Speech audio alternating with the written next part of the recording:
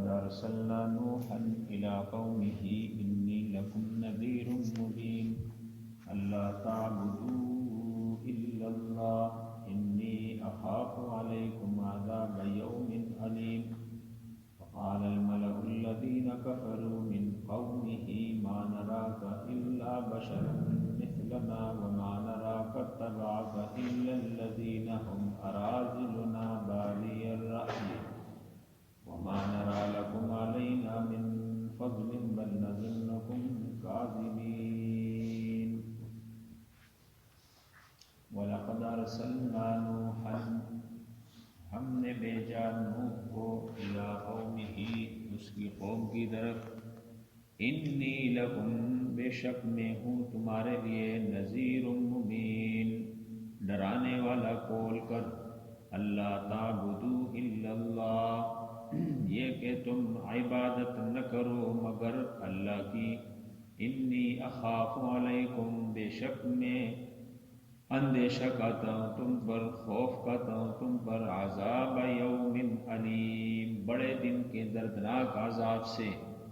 فقال الملأ الذین کفروا کہا قوم کے سرداروں نے جو کافر تھے ما نراکا ہم نہیں دیکھتے تجھے الا بشرا مثلنا مگر اپنے جیسا انسان وما نراکا اور ہم نہیں دیکھتے تجھے اتبعکا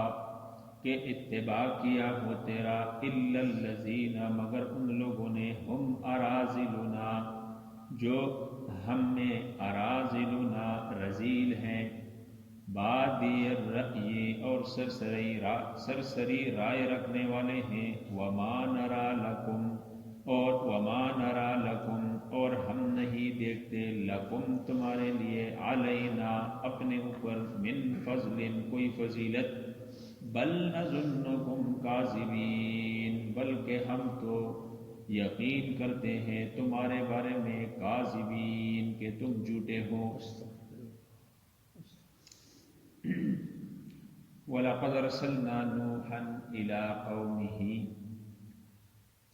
ادھر سے آگے کچھ انبیاء کا تذکرہ ہے انبیاء کا اور ان کی قوم کے حالات اللہ نے بیان کیے ہیں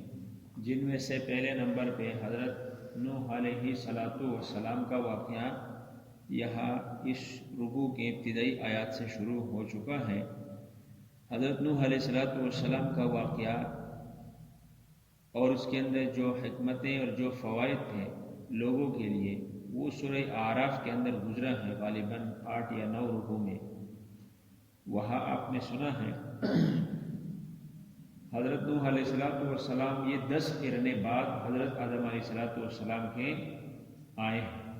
حضرت نوح علیہ السلام نے آگے سورہ عنکبوت میں آئے گا غالباً فَلَبِثَ فِيهِمْ أَلْفَ سَنَةٍ إِلَّا 50 عَامًا کہ 50 سال کم 1000 سال اس نے قوم کو دعوت تبلیغ دی ہے اور سورہ نوح کے اندر آگے 28ویں پارے میں بھی آئے گا انی دعوت قومی لیلا و نہار کہ دن رات مسلسل اللہ تعالیٰ کی توحید کی ایمان کی دعوت تبلیغ کرتے رہے اور اس صورت میں یہ بھی ہے کہ بھئی اس نے علی الاعلان بھی لوگوں کو سمجھانے کی کوشش کی ہر طرح سے لوگوں کو سمجھایا اور نوح علیہ السلام کی عمر 950 سال تو اس سے ثابت ہے کہ 950 سال اس نے عمر پائی ہے اور اس سے پہلے 40 سال بعد پیغمبر کو نبوت ملتی ہے تو یہ 1000 سال پورے ہو گئے اس کے بعد بھی کئی سال حضرت نوح علیہ السلام زندہ رہے تو 1400 یا 1500 سال یا اس سے بھی اوپر مختلف روایتیں ہیں حضرت نوح علیہ السلام کی محنت بہت بڑی لمبی محنت تھی اور اس کی قربانیاں بہت بڑی قربانیاں تھیں حضرت نوح علیہ السلام کی قوم میں سے مسلمان 100 سے بھی آگے نہیں بڑھے جو تعداد بتائی جاتی ہے وہ 80 82 84 90 تک ہے یعنی 100 کو بھی کراس نہیں کیا یہاں تک کہ حضرت نوح علیہ السلام کی اپنی بیوی جس کا نام وعلا واو الف عین لام ہا وعلا بتائی جاتی ہے اس نے بھی اسلام قبول نہیں کیا۔ اور نوح علیہ السلام کے 4 بیٹے تھے، حام، سام، یافس، اور ایک کا نام ہے جان، کنعان اس کا لقب ہے۔ کنعان نے اسلام قبول نہیں کیا، باقی 3 مسلمان ہیں رحمہم اللہ، اللہ سب پر رحم و کرم فرمائے۔ اور ان 3 بیٹوں کا ذکر بھی قرآن کے اندر آگے آئے گا، آپ سنیں گے کہ اللہ نے فرمایا کہ ان 3 کی، یعنی نوح علیہ السلام کی ان 3 بیٹوں سے میں نے آگے نسل چلائی ہے اس کی۔ تو بہرحال یہ نوح علیہ السلام کے ایک سرسری باتیں آپ کے سامنے عرض کی گئی۔ اس سے پہلے سورہ اعراف کے اندر بھی آپ سن چکے ہیں، وَلَقَدْ أَرْسَلْنَا نُوحًا إِلَىٰ قَوْمِهِ، وہ قوم میں جو شرک اور بدعات اور بت پرستی آئی تھی، وہ آپ کو میں نے بتایا تھا کہ بھی 4 بندے تھے اللہ کے ولی، پھر وہ گئے تو اس طرح کا جو انہوں نے تصویریں بنائی، پھر آئندہ جو آنے والی نسلیں تھی دوسری، وہ پھر کیا ہو گئی؟ مشرک بن گئی۔ بہرحال یہ واقعہ تھا جو پہلے آپ سن چکے ہیں۔ وَلَقَدْ أَرْسَلْنَا نُوحًا إِلَىٰ قَوْمِهِ، اللہ نے فرمایا میں نے بھیجا نوح علیہ السلام کو اس کی قوم کی طرف، إِنِّي لَكُمْ نَذِيرٌ مُّبِينٌ، اور نوح علیہ السلام نے فرمایا کہ میں ادھر ادھر کی باتیں نہیں بتاتا، میں کوئی قصے کہانیاں نہیں بتاتا، بلکہ میں واضح ڈراتا ہوں تمہیں، میں تمہیں کھول کر اللہ کے عذاب سے ڈراتا ہوں۔ اللہ تعبدو، میری جو بات ہے وہ کیا ہے؟ اللہ تعبدو الا اللہ، کہ تم نے عبادت صرف اللہ ہی کی کرنی ہے، اللہ کے سوا کسی کی عبادت نہیں کرنی۔ کھول کر اس کے بعد ڈائریکٹ بات، یہ سب انبیاء کا متفقہ کیا ہے؟ منشور ہے، ان کا دستور یہ ہے کہ کوئی بھی پیغمبر آیا تو اس نے اپنے قوم کو کیا کہا؟ یا قوم اعبدوا اللہ، اے میری قوم اللہ کی عبادت کرو، اس کے سوا کوئی عبادت کے لائق نہیں ہے۔ یہ ہر پیغمبر کا کیا تھا؟ اعلان تھا، اس کا منشور تھا، اس کا دستور تھا۔ تو حضرت نوح علیہ السلام نے بھی فرمایا اللہ تعبدوا الا اللہ انی اخاف علیکم عذاب یوم علیم، اس خطرناک دن کے خطرناک اور عذاب علیم سے میں تمہارے اوپر اندیشہ کا رہا ہوں، اندیشہ کاتا ہوں، خوف کا رہا ہوں، بڑے دن کا عذاب بڑا سخت ہے، وہ برداشت کے باہر ہے۔ تو یہ باتیں حضرت نوح علیہ السلام نے قوم سے کہی، اس میں کوئی شک نہیں تھا۔ تو فقال الملأ الذین کفروا من قومی، تو قوم تو سب کافر تھی، لیکن عام طور پر بڑا اگر ٹھیک ہو جائے تو اس کے پیچھے جو اس کی رعایا ہوتی ہے وہ آسانی سے اسلام قبول کر لیتا ہے۔ تو بڑا اگر مخالفت کرے تو چھوٹے مخالفت کر ہی جاتے ہیں، اگر نبی کرنا چاہیں پھر بھی مجبوری سے کر لیتے ہیں، کیونکہ سردار ان کو اسلام میں داخل نہیں ہونے دیتا، اس کے ڈر کی وجہ سے ان کے لیے وہ بات اپنا سردار وڈیرا اس کے لیے رکاوٹ بن جاتی ہے۔ تو کہا کہ بھئی قوم کے جو سردار تھے، قوم کے جو بڑے لوگ تھے، انہوں نے کیا کہا؟ ما نراک الا بشرا مثلنا، میں کہتا ہوں کہ آج کے بدعتی ملا میں اور آج کے بدعتی انسان میں اور حضرت نوح علیہ السلام کی اس کافر سرداروں میں فرق نہیں ہے، اس لیے کہ انہوں نے حضرت نوح علیہ السلام کی بشریت کی انکار نہیں کی۔ انہوں نے کیا کہا؟ ہم تو آپ کو نہیں دیکھتے الا بشرا مثلنا، مگر اپنے جیسا انسان، یعنی بشر اس کی کیا کہتا ہے یہ بشریت کو انہوں نے تسلیم کر لیا، لیکن اس کی نبوت کے وہ کیا ہوئے؟ منکر ہو گئے، تو گمراہ ہو گئے۔ اور آج کا ایسا بدعتی ملا، ایسے لوگ کہ بھئی وہ نبی علیہ السلام کو بشریت نہیں مانتا، اس کو نبی تو مانتا ہے لیکن بشر نہیں مانتا، اس کو نور مانتا ہے، نوری مخلوقات میں اس کو شامل کرتا ہے، جبکہ ایسا نہیں ہے۔ اس لیے انہوں نے کہا ما نراک الا بشرا مثلنا، کہ بھئی آپ تو ہم جیسے انسان ہیں، آپ میں اور ہم میں کیا فرق ہے؟ آپ بھی بازار میں چلتے ہیں، ہم بھی چلتے ہیں، آپ بھی کھاتے ہیں، ہم بھی کھاتے ہیں، آپ کی اولاد بیوی بچے ہیں، ہمارے بھی اولاد بیوی بچے ہیں، جن جن چیزوں کی ضرورت آپ کو ہے ان چیزوں کی ضرورت ہمیں بھی ہے، تو بھئی کوئی خاص بات تو ہے نہیں۔ مطلب یہ تھا کہ بھئی کوئی نورانی مخلوق آنی چاہیے، اس منصب کے لیے کوئی فرشتہ ہونا چاہیے کہ بھئی فرشتہ نبی بن کے آئے، رسول بن کے آئے اور وہ ہمیں، حالانکہ ایسا نہیں ہو سکتا، اس لیے کہ بھئی فرشتہ نیند سے کیا ہے؟ پاک ہے، وہ کھانے پینے سے، وہ سونے سے، وہ اولاد سے، وہ ضرورتوں سے پاک ہے۔ بھئی جب اس کو نیند کی ضرورت نہیں ہے تو وہ ہمیں نیند کی احکامات کیسے سمجھائے گا، کیسے پڑھائے گا؟ جب اس کو کھانے پینے کی ضرورت ہی نہیں ہے تو وہ ہمیں کھانے پینے کا طریقہ کیسے بتائے گا؟ جب اس کو معاشرے میں رہنے کی، اور معاشرے جس طرح ہمارا آپس میں لین دین معاملات رہنا سہنا ہوتا ہے، جب فرشتے کو اس چیز کی ضرورت نہیں ہے تو وہ ہمیں معاشرت کیسے سمجھائے گا؟ تو ہم میں اور ان میں کیا ہے؟ زمین اور آسمان کا فرق ہے۔ تو اس لیے اس کے لیے یعنی رسالت اور نبوت کے لیے جو حقدار ہوتے ہیں وہ ہوتے ہیں جو انسان کی ضرورتوں کو سمجھ سکے اور جان سکے۔ اس لیے اللہ تعالیٰ نے انسانوں میں سے ہی اپنے خلیفہ، اپنے نائب، اپنے پیغمبر اور اپنے رسالت کے لیے بندے چنے ہیں اور انتخاب فرمایا ہے۔ تو وَمَا نَرَاكَ اتَّبَعَكَ إِلَّا الَّذِينَ هُمْ أَرَاذِلُونَ، اس کا جواب آگے بھی آئے گا، الا بشرا مثلنا، کہ آپ ہمارے جیسے انسان ہیں، اس کا جواب آگے کل کی آیات میں آئے گا۔ تو کہا وما نراک اتبعک الا الذین، یہ پہلا اعتراض تھا ان کا۔ دوسرا اعتراض وما نراک اتبعک، ہم نہیں دیکھتے آپ کو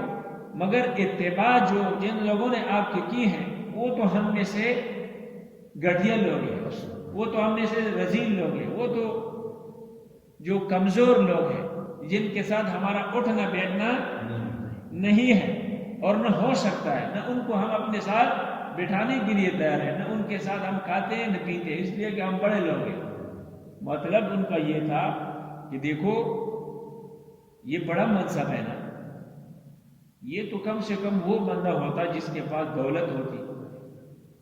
اور عام طور پر انسان یہاں دھوکہ کھا جاتا ہے، دنیا کی منصب، دنیا کی عہدہ، مال و دولت، بینک بیلنس اور ان چیزوں کی وجہ سے انسان عموماً گمراہ ہو جاتا ہے۔ ان کے پاس یہ چیزیں تھی، یہ جو ہرقل بادشاہ تھا نا، ہرقل بادشاہ، اس کے پاس جب حضور صلی اللہ علیہ وسلم کا پیغام پہنچا، آپ صلی اللہ علیہ وسلم نے خط لکھ کے بھیجا کہ بھئی مسلمان ہو جاؤ، اسلم تسلم، ورنہ تیار ہو جاؤ۔ اس نے پھر لوگوں کو بلایا اور لوگوں سے کہا، کچھ لوگ وہاں تھے نا مکے کے، ہجرت کے لیے آتے جاتے تھے، کہ بھئی یہ جو پیغمبر ہے جس نے یہ خط ہمیں بھیجا ہدایت کا، اس کے بارے میں جانتے ہو؟ انہوں نے کہا آپ جانتے ہیں۔ کہتے ہیں کیونکہ اس کی صفات تورات کے اندر بھی، انجیل میں وہ پڑھ چکے تھے۔ اس نے کہا اس پر ایمان لانے والے کون ہیں؟ قوم کے سردار ہے یا قوم کے کمزور لوگ ہیں؟ تو لوگوں نے کہا بھئی قوم میں جو کمزور اور غریب لوگ ہیں وہ ایمان لا چکے۔ اس نے کہا بھئی میں مانتا ہوں اس پیغمبر کو، یہ حق اور سچ پیغمبر ہے۔ ہر پیغمبر پر ایمان میں پہل کرنے والے قوم کے کمزور لوگ ہوتے ہیں، قوم کے کمزور لوگ ہوتے ہیں۔ تو کہا کہ بھئی یہ اللہ تعالیٰ، حضرت ابن مسعود رضی اللہ تعالیٰ عنہ کی غالباً روایت وہ فرماتے ہیں کہ حدیث قدسی ہے، حضور صلی اللہ علیہ وسلم نے فرمایا کہ بھئی اللہ تعالیٰ ان اللہ یعطی الدنیا من یحب ومن لا یحب، اللہ تعالیٰ دنیا دیتا ہے جس کے ساتھ محبت کرتا ہے اور جس کے ساتھ محبت نہیں بھی کرتا، لیکن ولا یعطی الدین الا من یحب، اور ایک روایت کے اندر ہے ولا یعطی الایمان الا من یحب، اللہ ایمان اس کو نہیں دیتا مگر جس سے محبت کرتا ہے۔ یہ اللہ نے جو ہمیں دیے یہ علامت ہے کہ اللہ بھی ہم سے محبت کرتا ہے، اللہ نے ہمیں ایمان کی دولت سے نوازا ہے۔ دنیا اللہ دونوں کو دے دیتا ہے، جس کے ساتھ محبت ہو جس کے ساتھ نہ بھی ہو۔ بہرحال یہ چیز معیار نہیں ہے، ٹھیک ہے نا، معیار اللہ کے ہاں ایمان ہے، اعمال صالحہ ہے، تقویٰ ہے، پرہیزگاری ہے۔ تو کہا بادی الرأی، اور ان لوگوں کی رائے کی بھی کوئی وقت نہیں ہے، یہ تو سرسری باتیں کرتے، کس نے سن لیا انہوں نے کہہ دیا، کوئی ان کی باتوں کی، رائے کی کوئی قیمت نہیں ہے، کوئی قدر نہیں ہے، یہ تو عام لوگ ہیں۔ وما نرا لکم علینا، اور حضور صلی اللہ علیہ وسلم ایک بار تشریف فرماتے تو یہ بڑے بڑے سردار انہوں نے کیا کہا تھا؟ یہ جو مکے کے سردار تھے نا، ابو جہل دوسرے تیسرے، کہ بھئی ہم آپ کے پاس نہیں بیٹھ سکتے، اس لیے کہ آپ کے پاس یہ جو غلام ہوتے ہیں، یہ جو کمزور ہے، یہ جو غریب ہے، فقیر، یہ آپ کے پاس، ہم کیسے آئیں آپ کے مجلس میں؟ لہٰذا ان کے لیے الگ وقت مقرر کرے، ہمارے لیے الگ۔ تو آپ صلی اللہ علیہ وسلم حریص تھے نا کہ بھئی یہ ایمان لائے کسی بھی طریقے سے، تو حضور صلی اللہ علیہ وسلم نے فرمایا ٹھیک ہے۔ ان کو کیا کر دیا؟ وقت دے دیا۔ تو یہ جو نابینا صحابی کا کیا نام ہے؟ ابن مکتوم رضی اللہ تعالیٰ عنہ، وہ نابینا تھے، اس کو کیا پتا ہے کہ بھئی آپ صلی اللہ علیہ وسلم کے مجلس میں یہ بڑے بڑے سرغنے بیٹھے ہیں، متکبر، سرکش، اور یہ ایمان کے غرض سے بھی نہیں بیٹھے کہ ہم اس سے کچھ استفادہ حاصل کریں۔ تو اتنے میں وہ آئے، یہ بیٹے ہیں، ادھر سے وہ آئے، تو یہ ایک دم لال سرخ ہو گئے کہ دیکھو ہم نے آپ کو کہا نہیں تھا، یہ آپ کے شاگرد اتنے بے ادب ہیں، یہ آپ پر ایمان لانے والے اتنے بے ادب ہیں۔ حضور صلی اللہ علیہ وسلم نے جب اس کی طرف نگاہیں اٹھا کے دیکھا تو تھوڑا سا دل میں رنجش آیا کہ یار یہ نہ آتا، یہ نہ آتا تو یہ ایمان لے آتے۔ اللہ نے فوراً جبریل امین کو بھیج دیا، عبس وتولی ان جاءہ الاعمی، میرے محبوب یہ جو اندھا ہے نا، یہ بڑے ارادہ لے کر آیا ہے، یہ جو آپ کے پاس بیٹھے ہیں نا، آپ نہیں جانتے ہو، انی اعلم ما لا تعلمون، میں جانتا ہوں یہ کس غرض سے آپ کے قدموں میں بیٹھے ہیں۔ یہ جو آ رہا ہے، اللہ نے فرمایا یہ چلتا ادھر ہے لیکن اس کی قدموں کی آواز عرشوں پہ سنائی دے رہی ہے، اس کی نگاہیں نہیں ہے لیکن قیمت اس کا بہت بڑا ہے۔ تو یہ دھوکہ ہے دنیا۔ وما نری لکم علینا من فضل، اور چوتھی بات انہوں نے اعتراض کیا کہ ہم آپ کو نہیں دیکھتے اپنے اوپر کوئی فضیلت، یعنی آپ کی کوئی فضیلت نہیں ہے ہم میں، بل نظنکم کاذبین، بلکہ آپ کو تو ہم جھوٹا ہی سمجھتے ہیں۔ اللہ معاف فرمائے۔ آگے نوح علیہ السلام نے قوم سے جو باتیں کہیں اس کا ذکر کریں۔ فَاذْكُرُونِي أَذْكُرْكُمْ